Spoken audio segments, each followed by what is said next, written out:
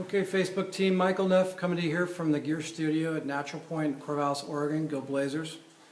I'm doing this video in response to a question by John Sinclair about shaft deflection with a wedge. He came a couple weeks ago and had he had hit some wedge shots, and he had some of them in actual lag deflection, and some were in lead, some were in lag, but on average mostly pretty close to very little deflection. And he was wondering if that's possible. He asked Sasha if that's possible, and I just wanted to kind of explain and show you how that all works.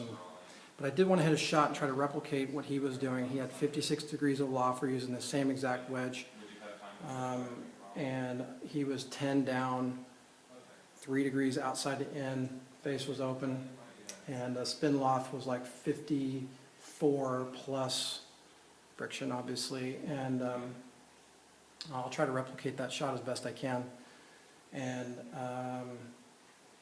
we'll see what happens here. So hopefully this is an interesting study. I don't think I can match the great John Sinclair, so we'll see what happens here.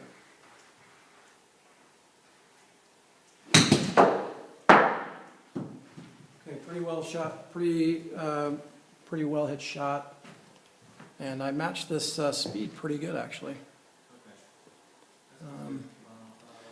I'm at 54.84 and he's 55.4, so that's pretty good. I think what's kind of critical first off is that we look at the face mapping. This is how we know that we're correct on our data. If this ball was hit slightly north and towards the toe, and you can see here that I'm mapping that correctly here. We're measuring that in millimeters on that X and Y axis.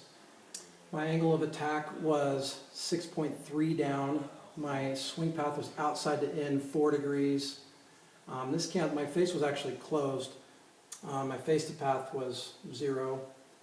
My loft was 42, his was 44, so my spin loft is about 47 plus friction, 48, his is 54. So I didn't do a really good job of replicating those exact numbers.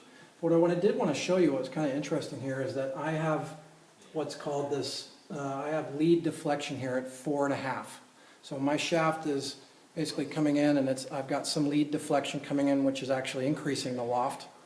So John actually had negative or lag deflection at impact, and he presented more loft, which is a result of that inclined plane and what's happening with the face closure. So if you kind of look at this here, you can kind of see, I'm going to scroll these two swings back. And you can see here at this point in my golf swing, I'm presenting 19 degrees of loft, he's 25. And as we kind of like scroll down, get a little bit closer, 23, 35. So I'm closing the face earlier, I'm dumping it more, my rate of closure is faster than John's.